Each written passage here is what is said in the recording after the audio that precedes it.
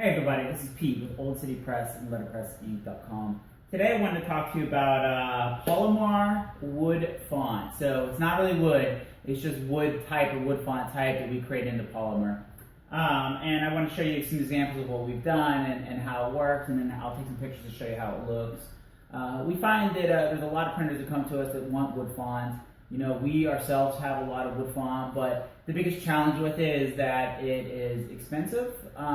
You know, and if you find it on eBay or Letterpress or Wirebids or one of those, you're not guaranteed to get a full set. And there's nothing worse than trying to print something out and then find out that you don't have another E, so then you have to, you know, change your whole entire saying based on that, right?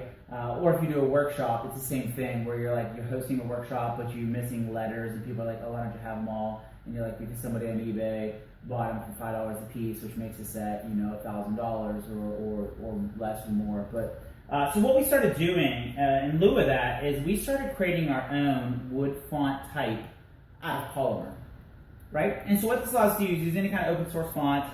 And what allows us to do is take that font, make it different sizes. You know, we can do a 1 inch to 2 inch to 3 inch, burn it into a polymer idea, and then put it on a boxcar base with a grid line, matches up pretty well, and print. So today I just want to kind of show you a quick demonstration of how we do that. And you know, this would be good for people that, you know, if you have like a small stationery business and you want to use some text-based stuff for, like, say, greeting cards, or if you are a printer and you're thinking about hosting like Letterpress workshops, but you don't know that you want to spend the upfront investment of $1,000 or $2,000 for wood font. This is a good way to kind of get into that market and test things out at a low cost. And plus, I mean, if a letter fails, right? So if my J breaks in half, I could make another one pretty easily. So it's pretty easy to do that. So okay, all right. So today we're working on demand book number 4. I got a boxcar base now. I actually put down some of the saying already. So what this is, though, you can see, like, when we put them in sheets like this, right? And we put them in a bag overall. And then we have, so this is an L, and it's pretty simple. I have the rest of it lined up on here. I didn't want to bore you with those details on doing that. So really, all I do is take the double-sided tape, put it on the back of the polymer. It'd be no different than, you know, how you order polymer plates online. And then it sticks right to the base, right? So the difference being, you know, when you're setting wood font is you have to set things in place and then put slugs in between to measure out spacing. This is the same idea. So we make a big sheet. We don't do crop marks or anything. We just cut it with scissors and get it really close. And then that way when you lay it down, you lay it in the same exact manner, but you really just stick them on there overall. And that makes it so much easier to do. And we actually have some like other little small flourishes we do that we use. And we have a plate maker, so we make all of our own plates. And so this is a way when we have a lot of scraps left over, we use that into making these kind of items for like workshops and then for some clients and things. So, okay, all right, so I have it down on here, and I'm just gonna set this to the side. On the press today, I actually have ink. I have some of our neon ink line. I actually have a yellow and a blue, and I'm gonna do a color roll to kind of show you what that would look like on the Vandercook. So we'll see here. Sometimes it smears too close together. So there's a kind of fine art to it, so we're just going to let this thing roll through. And if you're doing a color roll in a press while we're waiting for it, and if you're using a Vandercook style or any other kind of style, you want to get to the point where you can kind of lift the rollers off, right? You don't want it to keep mixing overall. Because if you have to keep mixing, it becomes just a big mess. So, and I did the yellow and blue because of where they touch, it should make green, right? So, okay, yeah, that looks pretty good for our purposes for today. So I'm going to lift this up, and I'll put this thing in trim, don't make a big mess. And then, oops, sorry about that. Go ahead and roll those 4 times.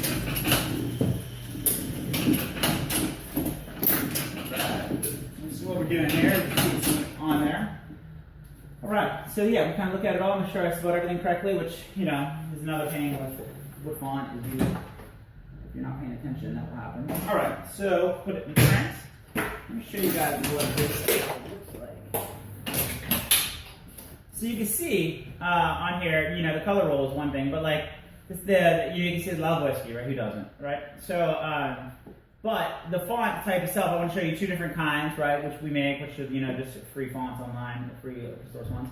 And then we actually use a little flourish in between. So I actually took that and cut that with a pair of scissors and made that like that. You could use stars or things like that, right? But its quality, when you compare it to a wood font, it looks, I mean, exactly like it, right? But this kind of setup is, to start out, right? I mean, I love virgin wood type, right? They do some of the most amazing or fantastic shit that I've ever seen. And we have some sets of that. But I find that when we're doing a workshop, right, it's just, I find it easier to use polymer font for that because they can actually just stick things down. I can have 3 or 4 or 5 people in the workshop at a time at different presses, and they're really just sticking the letters down.